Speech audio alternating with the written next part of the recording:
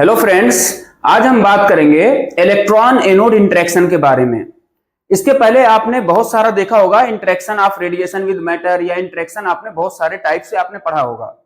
होता क्या है ये, हमारे पास इंटरेक्शन, जब हम किसी चीज का इंटरेक्ट कराते हैं किसी चीज से तो उसी को हम बोलते हैं इंटरेक्शन। ठीक है ना। किसी जैसे अब यहाँ पे अगर हम बात करें, हमारे पास जो एक्सरे रेडिएशन में है, यहाँ पे हमारे रेडियोलॉजी में दो टाइप के इंटरेक्शन है। एक इंटरेक्शन ये है कि हमारा ये कैथोड होता है, ये हमारा एनोड होता है। आपको पता है कि हमारा जो इलेक्ट्रॉन है वो कैथोड से निकलता है थर्मियोनिक एमिशन के प्रोसेस से, और एनोड में जाकर के यहाँ पे पॉजिटिव चार्ज एनोड होता है, जहां पे जाके हिट करता है, इंटरेक्ट करता है और एक्सरेज यहां से बनती है। ठीक है ना। तो ये इलेक्ट्रॉन जो यहां से निकला, इलेक्ट्रॉन का इंटरेक्शन हुआ एनोड के साथ, ये एक टाइप का इंटरेक्शन हो गया। अब एक टाइप का इंटरेक्शन होता है टिश्यू के साथ, बॉडी के साथ, या एक्सरेज जो बनी यहां से एक्सरेज, इन एक्सरेज का इंटरेक्शन होगा टिश्यू के साथ या किसी भी मैटर के साथ। तो हमारे पास दो टाइप की इंटरेक्शन हो गई। एक तो ये हो गई electron anode interaction, electron anode interaction. दूसरा ये होगा इंटरेक्शन ऑफ रेडिएशन, ये जो एक्सरेज बनी इसको हम बोल रहे हैं radiation, interaction of radiation with matter, जिसमें आपने पढ़ा होगा कि हमारे पास एक्सरे बनाने के लिए दो टाइप के इंटरेक्शन जिम्मेदार हैं। पहला आपका होता है कैरेक्टरिस्टिक एक्सरेज, दूसरा होता है ब्रह्मस्टालन स्कैटरिंग। यानी अगर इलेक्ट्रॉन एनोड के अंदर जाके हिट करेगा तो दो टाइप की हमको स्कैटरिंग मिलेगी, दो टाइप की एक्सरेज मिलेंगी जो हमारे लिए यूजफुल होंगी। पहला कैरेक्टरिस्टिक, दूसरा है ब्रह्मस्टालन। ठीक है। लेकिन अगर ये रेडिएशन की बात हम करें तो ये जब जाके बॉडी के साथ इंटरेक्ट करता है, किसी मैटर के साथ इंटरेक्ट करता है, तो हमारे पास और भी टाइप की इंटरेक्शन होती हैं। क्या होती है? पहला होता है आपका coherent, Compton, photo electric effect, ये सारी हमारी होती हैं जब हमारा एक्सरे जाके इंटरेक्ट करता है। बात समझ में आ गई? तो हम इन चीजों की बात करेंगे आज, जो इलेक्ट्रॉन एनोड के अंदर इंटरेक्शन होता है, सिर्फ उसकी बात करेंगे, कैरेक्टरिस्टिक को समझेंगे और ब्रह्मस्टालन को समझेंगे। तो सबसे पहले हम कैरेक्टरिस्टिक को समझते हैं इस एटम के थ्रू। यहाँ पे आपको पता है, यहाँ पे बहुत सारे एटम होंगे, हमारे पास टंगस्टन के एटम होंगे। इन टंगस्टन एटम को हमने यहाँ पे एक बड़ा सा एटम बना के हमने यहाँ पे लिया।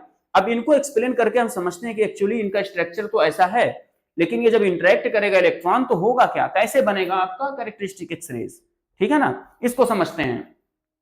उससे पहले हम ये समझें कि हमारे पास ये न्यूक्लियस होता है, इसके अंदर प्रोटॉन न्यूट्रॉन होता है, और ये जो ऑर्बिट होती है, इन ऑर्बिट्स में हमारे पास इलेक्ट्रॉन होते हैं जो चारों तरफ रिवॉल्व करते हैं, घूमते हैं। ठीक।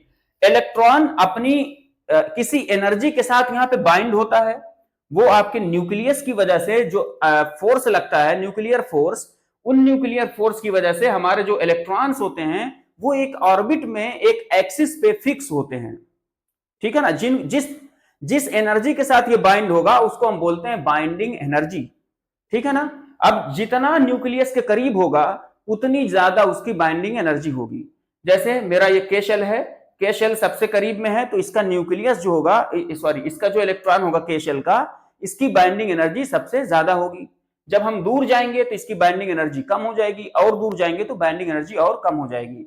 इसको मैं अगर समझाऊं कि मेरे पास दो मैग्नेट हैं, एक मैग्नेट में ले लूं, इस मैग्नेट की मैग्नेटिक फील्ड अगर मैं देखूं तो बिल्कुल पास में ज्यादा होगी, जैसे मैं दूर जाता जाऊंगा इसकी कम, इसका जो इफेक्ट होगा वो कम होता चला जाएगा।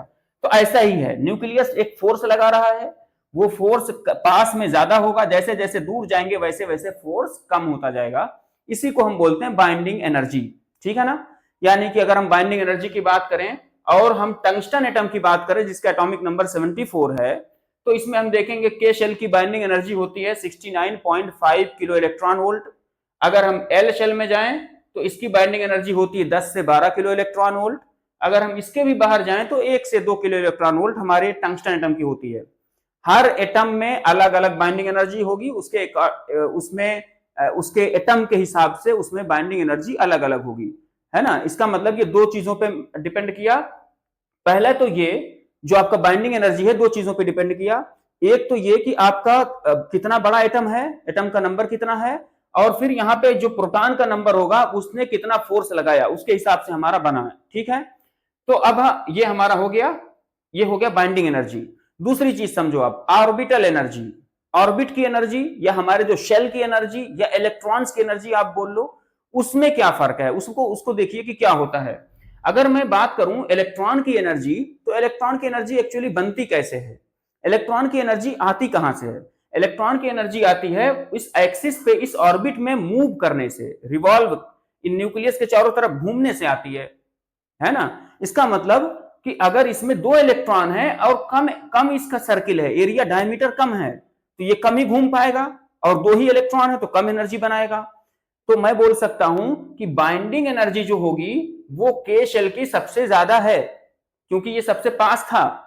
लेकिन इलेक्ट्रॉन की एनर्जी अगर मैं पूछूं या शेल की एनर्जी पूछूं तो सबसे कम है। क्यों? क्योंकि सिर्फ दो इलेक्ट्रॉन है और एरिया भी उसका छोटा है। समझ आई? अब मैं इसके बाहर जाता हूं, यहां पे 8 इलेक्ट्रॉन है, ठीक है ना। और मैंने आपको बताया कि इलेक्ट्रॉन की एनर्जी आती कहां से? उसके घूमने से। तो इसका एक्सिस, ये आप देखो, अगर तो इसका डायमीटर ज्यादा, ये छोटा था और ये बड़ा हो गया, तो मुझे नंबर ऑफ इलेक्ट्रॉन्स भी ज्यादा हो गए और यहाँ पे मुझे जो एरिया डायमीटर भी ज्यादा मिल गया, तो इलेक्ट्रॉन को घूमने का एरिया ज्यादा मिल गया, ठीक है ना। यहाँ पे दो इलेक्ट्रॉन थोड़ा थोड़ा एनर्जी बना रहे थे, इतना इतना, तो ये थोड़ा सा एनर्जी बना। अब यहाँ 8 इलेक्ट्रॉन है, थोड़ी थोड़ी एनर्जी बनाएंगे तो एनर्जी ज्यादा हो जाएगी। समझ आ रही है? तो जैसे जैसे मैं बाहर की तरफ जाता हूं, इलेक्ट्रॉन का नंबर बढ़ता है, ऑर्बिट का साइज बढ़ता है, जिसकी वजह से मैं ये बोलूंगा कि न्यूक्लियस से जितना दूर जाते हैं, जितना हम बाहर की तरफ जाते हैं, बाहर वाली शेल में जाते हैं, उसके इलेक्ट्रॉन की एनर्जी, उसके ऑर्बिट की एनर्जी बढ़ जाती है। इतना क्लियर हो गया? इसका मतलब मैंने क्या बोला कि न्यूक्लियस के जितना करीब होंगे बाइंडिंग एनर्जी उतना ज्यादा होगी, और न्यूक्लियस से जितना दूर जाएंगे उसका एरिया ज्यादा होने की वजह से उसके ऑर्बिट की एनर्जी या इलेक्ट्रॉन की एनर्जी ज्यादा होगी। इतना क्लियर हो गया? अब हम बात करते हैं कैरेक्टरिस्टिक एक्सरेज बनती कैसे है। तो जब इलेक्ट्रॉन आएगा, इंटरेक्ट करेगा, ठीक है ना, इलेक्ट्रॉन की एनर्जी अगर इस बाइंडिंग एनर्जी से ज्यादा हुई, ठीक है, हमारे के शेल की बाइंडिंग एनर्जी कितनी है? 69.5। अगर मैं इलेक्ट्रॉन की एनर्जी 69.5 से ज्यादा दूं, जैसे कि मैं मान लो 70 दे देता हूं, 70 किलो वोल्ट मैंने दे दिया। अब ये आपको पता है कि 70 की एनर्जी 69.5 से ज्यादा है। इसका मतलब अगर 70 की एनर्जी आए तो इस इलेक्ट्रॉन को रिमूव करा सकता है, एमिट करा सकता है। समझ आई ना? अगर इसकी एनर्जी 69.5 है, इतनी एनर्जी से ये इलेक्ट्रॉन यहां पे बैठा हुआ है, मुझे इसको उठाना है, धक्का देना है, निकालना है, तो मुझे इससे ज्यादा ही एनर्जी देना होगा। अगर मैं इससे कम दूंगा तो ये इलेक्ट्रॉन यहां से एमिट नहीं होने वाला है। समझ आई ना? तो अगर मैं इससे ज्यादा दूं, यानी 70 दे दूं, 75 दे दूं, 80 दे दूं, 90 दे दूं, तो ये इलेक्ट्रॉन आएगा और इन इलेक्ट्रॉन को एमिट करा सकता है और ये इलेक्ट्रॉन निकल जाएगा। अब ये इलेक्ट्रॉन जब निकलेगा तो यहां पे आ जाएगी वैकेंसी। क्या आ जाएगी? वैकेंसी क्रिएट होगी। और आपको पता है अगर ये वैकेंसी क्रिएट होगी तो बाहर से आपका इलेक्ट्रॉन यहां पे फिल होने के लिए आ जाएगा, क्योंकि यहां पे हमको इस शेल को कंप्लीट करने के लिए 2 इलेक्ट्रॉन हमको चाहिए ही चाहिए। इसकी कैपेसिटी 2 की है, यहां पे 3 नहीं आ सकता, और बिना इसको भरे बाहर वाले को हम भर नहीं सकते। तो ऑटोमेटिक क्या होगा, इनको फिल करने के लिए हमारा बाहर से एक इलेक्ट्रॉन आ जाएगा। बाहर वाले की बाइंडिंग एनर्जी कम थी, लेकिन जब नीचे हमारा यहां पे कम हुआ, जब यहां पे एनर्जी, इसकी बाइंडिंग एनर्जी कम थी लेकिन इलेक्ट्रॉन की एनर्जी ज्यादा थी, तो इसको जब भरने के लिए आएगा, समझो आप, जब इसको भरने के लिए आएगा तो आप इसको जब भरने आएगा ना, तो इसकी एनर्जी, जिस एनर्जी से यहां पे बाइंड होना चाहिए था, ये आके इनको खींच लेगा। इसको मैं अगर एक एग्जांपल दूं आपको, कि मैं छत के ऊपर से, इसको मान लो आप ग्राउंड फ्लोर, इसको मान लो फर्स्ट फ्लोर, इसको मान लो सेकंड फ्लोर। अगर मैं फर्स्ट फ्लोर से यहां पे नीचे ग्राउंड फ्लोर पे एक बॉल को फेंकूं, ठीक है ना, एक छोटा सा गड्ढा था यहां पे, जहां पे स्पेस बना था, खाली था, वहां पे मैं इलेक्ट्रॉन को यहां पे जंप कराऊं, फेंकूं, तो जब ये आ रहा होगा तो इसके पास कुछ एनर्जी होगी।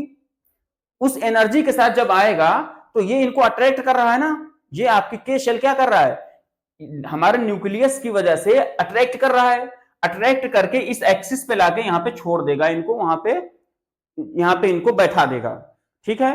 तो ये अपनी इस एनर्जी के साथ आके यहां पे बैठ जाएंगे, ठीक। इनकी एनर्जी से बैठ गए, बाकी जो एक्सेस एनर्जी हुई वो एनर्जी रिलीज कर जाएगी। यानी आपका कैरेक्टरिस्टिक एक्सरेस क्या होता है, दो ऑर्बिट के बीच की, जो दो ऑर्बिट के बीच में जो एनर्जी का डिफरेंस होगा उसी को हम बोलते हैं कैरेक्टरिस्टिक एक्सरेज। ठीक है ना। अब मैं एक बार फिर से बताता हूं, समझो कि जब मेरा इलेक्ट्रॉन यहां से आपके इस इलेक्ट्रॉन के साथ इंटरेक्ट करके इलेक्ट्रॉन को रिमूव कर देगा, तो मेरा बाहर वाला इलेक्ट्रॉन, ये वाला इलेक्ट्रॉन आकर के इनको फिल करेगा, और मुझे पता है इसकी एनर्जी ज्यादा है। तो जब ये बाहर वाला ज्यादा वाला इलेक्ट्रॉन एनर्जी आएगा इनको फिल करने के लिए, तो यहां से कुछ एनर्जी बचेगी, और वो एनर्जी जो बचेगी वो बाहर निकलेगी। कैसे? अगर इसकी एनर्जी में मान लूं कि इसके के शेल के इलेक्ट्रॉन की एनर्जी 5 किलो है और इसकी एनर्जी है 10 किलो, इसकी एनर्जी है 15 किलो, तो आप समझो ये 10 वाला जब इनको भरने आएगा तो 5 तो भर देगा, बाकी 5 कहां जाएगा? बाकी 5 कहां जाएगा? वो 5 स्कैटर कर जाएगा रेडिएशन के फॉर्म में, और मैं इसी को बोलूंगा कैरेक्टरिस्टिक एक्सरेज। समझ आई? चूंकि ये के शेल से निकला है इसलिए मैं इसको बोलूंगा के कैरेक्टरिस्टिक। क्या बोलेंगे? के कैरेक्टरिस्टिक। अगर ये जो आपकी इंसिडेंट फोटोन आया था वो यहां पे ना आकर के, यानी 69.5 से कम एनर्जी होती या इतनी ही होती, रास्ते में यहां का कोई इलेक्ट्रॉन इसको मिल गया और इस इलेक्ट्रॉन को रिमूव करा दिया, तो ये इलेक्ट्रॉन आपका रिमूव हो जाएगा और साथ में ये वाला इलेक्ट्रॉन इनको फिल करने के लिए आएगा। अब यहां से कैरेक्टरिस्टिक एक्सरेज यहां से निकलेगा, तो मैं इसको बोलूंगा, ये कौन सी शेल है? एल, तो मैं बोलूंगा एल कैरेक्टरिस्टिक। समझ आ गई ना? तो के कैरेक्टरिस्टिक तब हम बोलेंगे जब के शेल को फिल करने के वजह से हमारा जब कैरेक्टरिस्टिक एक्सरेज निकलेगा हम बोलेंगे के कैरेक्टरिस्टिक। जब ये वाला आपको भरने आएगा इसको हम निकाल के और कैरेक्टरिस्टिक एक्सरे निकलेगा तो हम बोलेंगे एल कैरेक्टरिस्टिक। एक चीज और, यहां पे के को भरने के लिए क्या सिर्फ एल वाला ही आ सकता है? बिल्कुल नहीं, यहां से भी आ सकता है। ठीक है ना। लेकिन अगर इनको भरने के लिए, के को भरने के लिए ये आते हैं, एल वाले आते हैं, तो इसको हम बोलते हैं के अल्फा। इसको हम क्या बोलेंगे? के अल्फा। अगर ये आते हैं डायरेक्ट भरने के लिए तो इनको हम बोलते हैं के बीटा। ठीक है। यानी जिसको फिल करने आएगा उसको हम उसका नाम लिखेंगे, ठीक है, और जो भरने आएगा, पहला वाला भरने आएगा तो अल्फा, दूसरा वाला भरने आएगा तो इसके साथ हम लगा देंगे बीटा। बात समझ में आई ना? इसी तरीके से अगर हम यहां की बात करते तो हम यहां के लिए यूज कर लेते। बात समझ आई? अभी हमने क्या बोला? हमने ये कैरेक्टरिस्टिक एक्सरेज में अभी हमने ये बताया कि आपका इनर शेल के इलेक्ट्रॉन को जब हम रिमूव करते हैं, इसकी बाइंडिंग एनर्जी से ज्यादा एनर्जी देके हम रिमूव करते हैं, तो बाहर वाला इलेक्ट्रॉन इसको फिल करने आता है और बाहर वाले इलेक्ट्रॉन की एनर्जी होती है ज्यादा, तो जब फिल करता है तो उस टाइम पे कुछ एनर्जी इसके पास एक्सेस हो जाती है, बचती है, जो कि हमारा ये रेडिएशन के फॉर्म में, कैरेक्टरिस्टिक एक्सरेज के फॉर्म में रिलीज हो जाती है। कितनी होती है अगर मैं वो भी बता दूं तो आपका हो जाएगा, दोनों के बीच का डिफरेंस की मैं बात कर रहा हूं कि कैरेक्टरिस्टिक एक्सरेज उतना ही निकलेगा, के और एल के बीच की एनर्जी में डिफरेंस जितना हो। तो इसमें कितना है? 69.5, और यहां पे कितना है? 12 या 10 में मान लूं, तो अगर मैं 10 इसमें माइनस करूं 10 को तो कितना आएगा? इसको अगर मैं माइनस कर दूं कितना आएगा? 59.5। अगर मैं इसको 10.2 मान लूं तो ये आ जाएगा 59.3 किलो इलेक्ट्रॉन वोल्ट। समझ आई ना? यानी मुझे जो कैरेक्टरिस्टिक एक्सरेज मिलेगा, अगर के कैरेक्टरिस्टिक एक्सरे के अल्फा में कराऊं तो मुझे यहां पे मिल जाएगा, इतनी एनर्जी का मिल जाएगा। बात समझ में आ गई? इसी तरीके से मेरा यहां पे आपको पता है कि इसकी एनर्जी है 2 किलो इलेक्ट्रॉन वोल्ट इसकी बाइंडिंग एनर्जी है, और यहां पे है 69.5। तो अगर मैं के बीटा कराऊं, यानी ये वाला अगर भरने जाता है, अगर ये वाला भरने जाता है के को, तो कितनी एनर्जी मिलेगी? यहां पे फाइंड आउट करते हैं। 69.5 और माइनस कितना कर दें हम? 1, या हम 2, मैक्सिमम हम 2 ले सकते हैं क्योंकि 1 से 2 तक है, तो 2 ले लें। तो हम 2 को अगर माइनस करेंगे तो हमारे पास आ जाएगा 67.5 किलो इलेक्ट्रॉन वोल्ट। बात समझ में आई? तो जितना ज्यादा डिफरेंस होगा, देखो यहां पे जब मैंने एल से फिल किया के में तो मुझे मिला 59, लेकिन जब मैंने यहां से बीटा लिया, के बीटा, तो मुझे ज्यादा मिला। ये ज्यादा है, देखो 67 है, 59 है।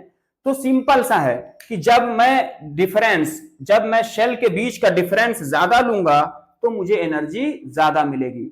वही मैंने जो कॉन्सेप्ट लिया, ground floor, first floor, second floor. अगर मैं फर्स्ट फ्लोर से ग्राउंड फ्लोर पे बॉल को फेंकूं तो जो मुझे एनर्जी मिलेगी वो कम मिलेगी, लेकिन अगर मैं सेकंड फ्लोर से फेंकूं ग्राउंड फ्लोर पे तो मुझे एनर्जी ज्यादा मिलेगी। हमारे हिसाब से आपको समझ आ गया होगा कैरेक्टरिस्टिक एक्सरेज क्या होती है, ठीक है ना।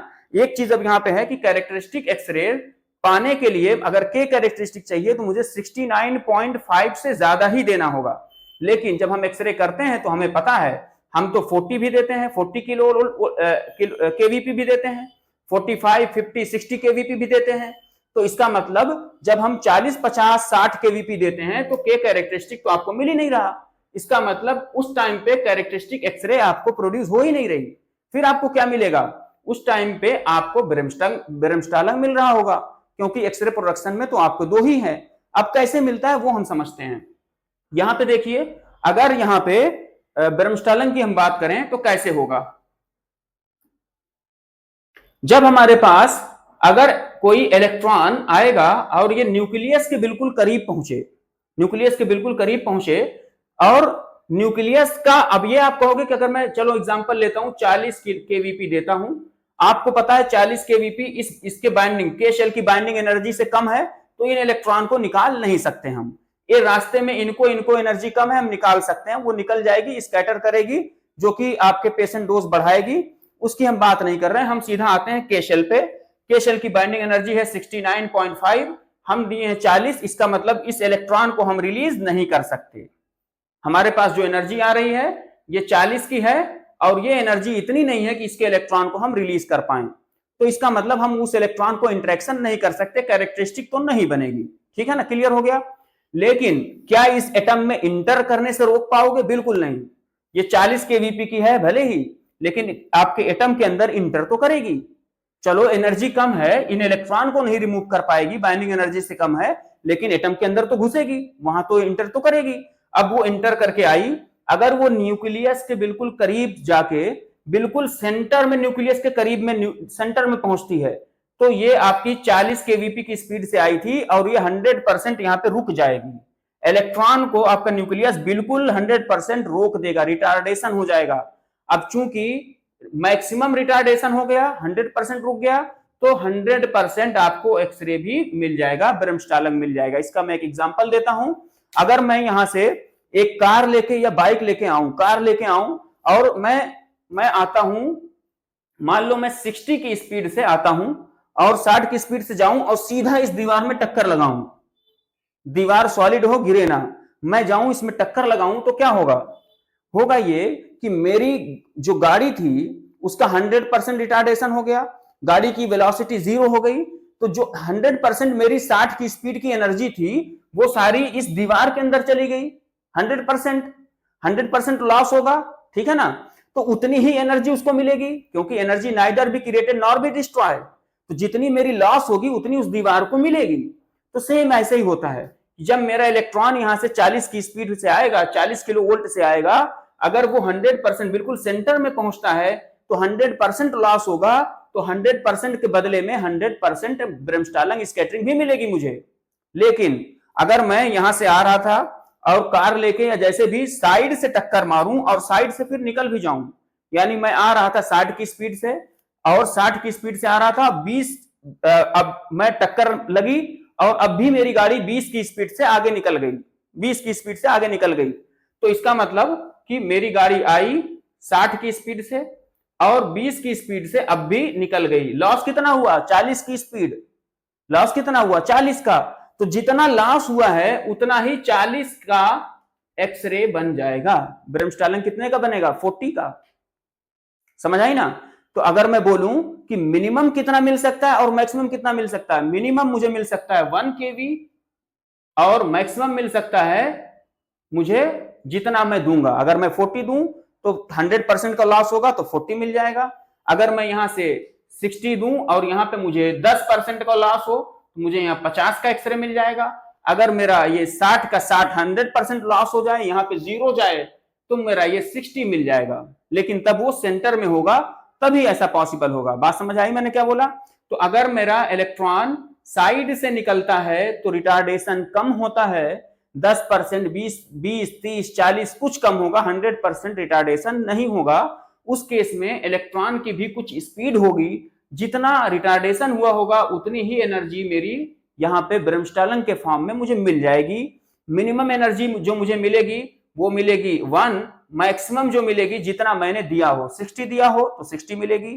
तो यहाँ पे जब आप देखोगे ब्रह्मस्टालन में मुझे एक पूरा एक स्पेक्ट्रम मिला कि 1 से लेके 60 अगर मैंने दिया है तो 1 to 60, 1 to 70, 1 to 80 ऐसा मुझे मिल सकता है। यानी मिनिमम इतना, मैक्सिमम इतना, इतना मुझे मिल सकता है। तो आप इसको ब्रेकिंग रेडिएशन भी हम पढ़ते हैं, इसको ब्रेकिंग भी पढ़ते हैं। क्यों? क्योंकि आपका इलेक्ट्रॉन को ब्रेक कर रहा है, रोक रहा है और उस रोकने की वजह से स्पीड कम होती है तो एनर्जी कन्वर्ट हो जाती है रेडिएशन में। क्योंकि आपको पता है energy neither be created nor be destroy, आप खत्म नहीं कर सकते हो। तो एनर्जी जब आएगी तो उसको हम एक दूसरे में कन्वर्ट कर लेंगे। तो ये आज का हमारा टॉपिक है। यहाँ पे आप समझो, एक चीज क्लियर कर लो अपना कि आपका ब्रह्मस्टालन जो होगा वो हमारा तब बनेगा जब हमने 69.5 से कम अगर मेरा है ये इंसिडेंट, तो मेरा हमेशा ब्रह्मस्टालन बनेगा। ठीक है ना। आप जो 40 केवीपी, 50 केवीपी, 60 केवीपी देते हैं वहां पे आपका के कैरेक्टरिस्टिक एक्सरे नहीं बनता है, बल्कि हमारा ब्रह्मस्टालन बनता है। जब हम 70 से ज्यादा केवीपी देंगे तो मेरा बनेगा के कैरेक्टरिस्टिक। लेकिन क्या उस टाइम पे हमारा ये नहीं बनेगा? ब्रह्मस्टालन बिल्कुल बनेगा। ठीक है ना। यानी जब मैं 69.5 से कम दूंगा तो मेरा ब्रह्मस्टालन बनेगा, जब 69.5 से ज्यादा दूंगा तो ये भी बनेगा और ये भी बनेगा। अब मैं आपसे अगर क्वेश्चन पूछूं, हमारे पास बहुत सारी इंटरेक्शन है, coherent, Compton, photo electric effect, characteristic X-rays, bremsstrahlung, pair production, ये हमारे पास बहुत सारे हैं, फोटो डिसइंटीग्रेशन, बहुत सारे हैं। इनमें से बताओ एक्सरे प्रोडक्शन में कौन हेल्प करता है? आप क्या नाम लेंगे? ये दो। ठीक। फिर मैं क्वेश्चन पूछूं, इन दोनों में से सबसे ज्यादा कौन बनता है? तो आप देखो कि आप 70 के पहले ये बन ही नहीं रहा, तो सबसे ज्यादा कौन बन रहा है? ब्रह्मस्टालन। 70 के बाद ये बन रहे हैं लेकिन साथ में तो ये भी बन रहा है, तो सबसे ज्यादा कौन बना? ब्रह्मस्टालन। समझ आई ना। तो सबसे ज्यादा हमारा बनता है ब्रह्मस्टालन। तो आज का हमारा जो टॉपिक था वो हमारा था इलेक्ट्रॉन एनोड का इंटरेक्शन, कि हमारा कैसे कैरेक्टरिस्टिक एक्सरेज बनता है, कैसे ब्रह्मस्टालन बनता है। अगर इसमें आपको कोई डाउट हो कमेंट करके आप पूछ सकते हैं। मिलते हैं नेक्स्ट वीडियो में नेक्स्ट टॉपिक के साथ। Thank you.